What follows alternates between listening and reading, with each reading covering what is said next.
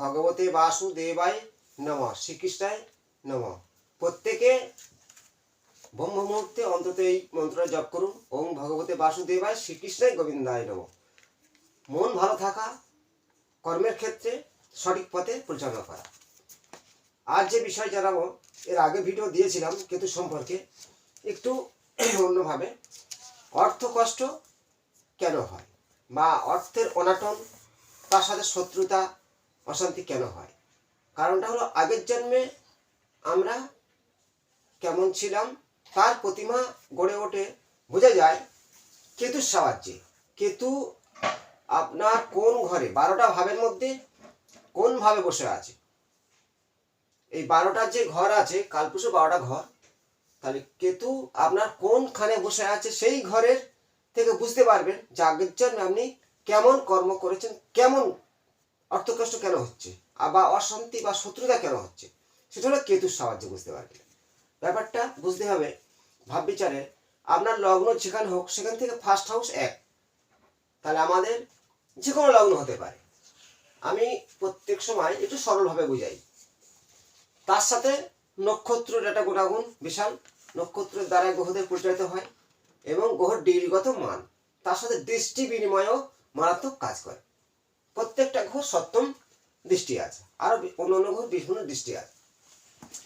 এবার ধরা যাক এই 12টা ভাব, তাহলে আমাদের ফার্স্ট যেখানে লগ্ন হবে সেই ব্যক্তি কেমন, দ্বিতীয় হলো অর্থ বা বাক্য, তৃতীয় হলো আত্মীয় স্বজন, কুটুম্ব, ভাই বোন, 4 নম্বর হলো মাতার ঘর, ঘর বাড়ি, সম্পত্তি, 5ম ঘর হলো শিক্ষা, প্রেম, পিতা, এবং 6 নম্বর ঘর হলো শত্রুতা, ঋণ, রোগ শোক ব্যাধি। যাই হোক, 7ম ঘরটা হলো বিবাহ ঘর, দাম্পত্য জীবন, বিজনেস। 8ম ঘর হলো মৃত্যু বা শরীর, তার কি কি রোগ ব্যাধি হতে পারে, দুর্ঘটনা। 8ম ঘর থেকে আবার গুপ্ত বিদ্যা বিচার করা হয়, গোপন বিদ্যা। 9 নম্বর ভাগ্যের ঘর, ধর্ম ও ভাগ্য, এবং তার সাথে পিতাও ধরা হয়। 10 নম্বর হলো সেই ব্যক্তি কেমন কর্ম করবে। 11 নম্বর কতটা আয় করবে, আয়ের কালেকশন।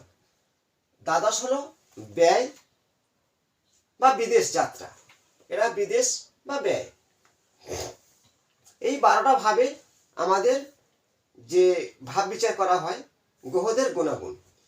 এবার অর্থ কষ্ট কেন হচ্ছে, বারে বারে অর্থের জন্য অনটন দেখা দিচ্ছে, যে একটা জিনিস কাজ করছে, অর্থ আসছে না, চেষ্টা করে হচ্ছে না। ফার্স্ট দেখো, কেতু আগের জন্মে যে জাতকের এই যে 2 নম্বর ঘরে কেতু থাকবে, সে আগের জন্মে কি করেছিল, যে অর্থকে মায়া মমতা করেনি, অর্থকে যত্ন করেনি। তার জন্য এই জন্মে 2 নম্বর কেতু আছে, মানে অর্থের অনটন দেখা দেবে। অর্থের জন্য সে সবসময় একটা চেষ্টা করছে, কিন্তু তার 7 হচ্ছে না। এই 2 নম্বর ঘরে কেতু থাকবে তার লগ্ন থেকে, লগ্ন যেখানে হোক তার 2 নম্বর ঘর, এখানে লগ্নের 2 নম্বর হবে। তেমনই এই জন্মে যদি কারোর জন্মছকে দেখুন যে কেতু আছে, তাহলে জানবেন আগের জন্মে অর্থ প্রচুর নষ্ট করেছেন, অর্থকে মায়া মমতা স্নেহ ভালোবাসা দেননি, তার জন্য এই জন্ম কষ্ট হচ্ছে। এই 2 নম্বর ঘরে কেউ থাকবে। লগ্নে কেউ থাকলে কি হবে, লগ্নে কেউ থাকলে সেই জাতক আগের জন্মে কিছুটা ব্যক্তি হিসেবে অন্যায় কাজ করেছিল, এবং অর্থ ছিল মোটামুটিভাবে সে পরের অর্থ কিছুটা বা সাহায্যের অর্থ কিছুটা পরিচালনা করেছিল, তাই লগ্নে কেতু আছে। এবং পরে অর্থের জন্য কিছু পাবে, কিন্তু কিছু সমস্যার মধ্যে ভুগতে হবে, দাম্পত্য জীবনের ওপর। 3য় ঘরে কেতু থাকে, 3 নম্বর ঘরে লগ্ন থেকে। আগের জন্মে ভাই বোনের সাথে, আত্মীয় স্বজনের সামনে দুর্ব্যবহার করেছিলেন, তা এই জন্মে আপনার বিভিন্ন দিক থেকে সে আত্মীয় স্বজনের কাছ থেকে কোনো সাহায্য আসবে না, এবং ভাই বোনের কাছ থেকে কোনো সমস্যা ভুগতে হবে। 4 নম্বরে কেউ থাকলে কি হবে, মায়ের উপরে অত্যাচার, মাতার উপরে খুব অত্যাচার করেছিলেন, তাই 4 নম্বর ঘরে কেতু আছে, বুঝতে পারবেন। 5ম ঘরে যদি কেউ থাকে, প্রেম করে প্রতারণা, তাকে ঠকানো হয়েছিল। 5মে কেউ থাকলে আগের জন্য সেই জাতক প্রেম করে ঠকিয়েছিল, এই জন্য সে নিজেই ঠকবে, অপরের দ্বারা মানসিক কষ্ট পাবে, প্রেমের ক্ষেত্রে বাধা হবে, শিক্ষা অর্জন করে শিক্ষাকে সম্মান দেয়নি, শিক্ষার ক্ষেত্রে বাধা সৃষ্টি হবে। পঞ্চমে কেতু, পিতার সাহায্য করেনি, এর জন্য পিতার সাহায্যও পাবে না, এই পঞ্চমে কেতু। ষষ্ঠ ঘরে যদি কেতু থাকে কারোর, সরলভাবে বুঝে নাও, আমি জ্যোতিষী একটু সরলভাবে বুঝাই, জ্যোতি অনেকটা পেঁচলা, আমি এমনভাবে বুঝাবো সবার ক্ষেত্রে ভালোভাবে বোঝার। আপনার ছকে দেখুন লগ্ন থেকে 6 নম্বরে কেতু বসে আছে। আগের জন্মে মানে মানুষের সাথে আপনি খুব শত্রু ব্যবহার করে, মানে শত্রুতা করেছিলেন, হিংসা করেছিলেন, সেই কারণে এই জন্মে আপনার 6 নম্বরে কেতু আছে। শত্রুর সঙ্গে আমরা লড়াই করে যেতে হবে, শত্রু আমরা পিছু ছাড়বে, কিন্তু লড়াই করার ক্ষমতা আপনার থাকবে, 6 নম্বরে কেতু থাকবে।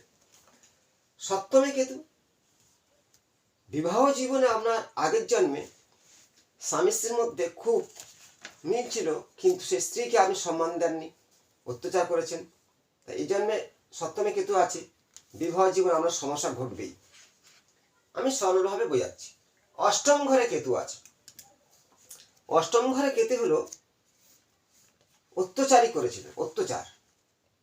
এই অত্যাচারের জন্যে আমরা অষ্টমে কেতু এসছে, নিজের উপরে এই জন্মে কিছুটা শারীরিক অত্যাচার হবে এবং সমস্যায় ভুগতে হবে। যদি কারোর 9 নম্বর ঘরে কেতু থাকে, জন্ম ছকে ভাগ্যের ঘর এবং জ্ঞানের ঘর, ঈশ্বরের আশীর্বাদের ঘর। আপনার আগের জন্মে ঈশ্বরের প্রতি কোনো ধ্যান মন ছিল না, ধর্মকথা ছিল না, অধার্মিক ছিলেন, তা এই জন্মে আপনার সেটা পূরণ করতে হবে। ধর্ম কি আপনার শিক্ষা দেবে। 10 নম্বর ঘরে যদি কেউ থাকে, কর্ম করতেন, কর্মের প্রতি আপনার গুরুত্ব ছিল না, কাজের প্রতি অবহেলা ছিল, এই জন্য আপনার খাটতে হবে, প্রচুর খাটতে হবে। 10 নম্বরে কেতু, আমি গ্যারান্টি দিয়ে বলছি, যার যার আছে তারা যে কোনো কর্মে লিপ্ত আছে, মানে তাকে খাটাবে। আগে যেমন সে খাটেনি, ফটকাভাবে চলেছিল, তাই এই জন্মে সেই জাতক বা জাতিকা তাকে ছোট বয়স থেকে খেটে খেটে যেতে হবে, কর্মে তার কিছু ছাড়বে না। একাদশে কেতু, একাদশে কেতু বেশিরভাগ সে জাতক অর্থ প্রচুর ইনকাম করেছিল, কিন্তু অবহেলায় অর্থ নষ্ট করেছে, এই জন্মে তাকে খুব কঠিনভাবে অর্থ ইনকাম করতে হবে। একাদশে কেতু অত দূরে গিয়ে। দ্বাদশে কেতু আছে। দ্বাদশে কেতু আপনার আগের জন্মে কিছু মানুষের ঠকিয়েছিলেন, তা এই জন্মে আপনার কিছু অর্থ নাশ হবে, আপনি নিজেই ঠকবেন, এই দ্বাদশে কেতু। এবং কোনো কারণে অন্যকে কষ্ট দিয়েছিলেন, এই জন্মে আমার সেই কষ্ট এটা আসবে। তেমনই অনেকে পুনর্জন্ম বিশ্বাস করে না, তার ব্যক্তিগত ব্যাপার, কিন্তু আপনার জন্মছক বলে দেবে যে আপনার কতটা কর্ম। যেমন আমি আগের ভিডিওয় কেতু নিয়ে দিয়েছিলাম একটু অন্যভাবে, শনি আর রবি নিয়ে দিয়েছিলাম একটু অন্যভাবে, বৃহস্পতি পুনর্জন্মে আগের জন্মে পুণ্যের ফল, যেন লগ্নে থাকলে বলেছিলাম, এই ধরনের কিছু কিছু ঘরে আগের জন্মে কত পুণ্য করেছিলেন, সেইভাবে অনেকে আগের জন্মের কথা ভাবেই না, বিশ্বাস করে না, সেটা ব্যক্তিগত ব্যাপার। কিন্তু আমি প্রচুর ছকে দেখেছি যে এই যে 4 নম্বরে কেতু আছে, সে এই জন্মে তার মানে আগের জন্মে মায়ের খুব কষ্ট দিয়েছিল, তাই মাতৃহারা হয়েছে, কেউ মায়ের কাছে কোনো সাহায্য পাচ্ছে না, এই ধরনের অর্থ কষ্ট ভুগছে। আমি অনেকের ছাড় দিই, আমার টাকা আসছে না, আমি টাকার জন্য খুব পাগলের মধ্যে ঘুরছি, একটা কাজ করছি কিছু টাকা নেই, কোনো সাহায্য পাচ্ছি না।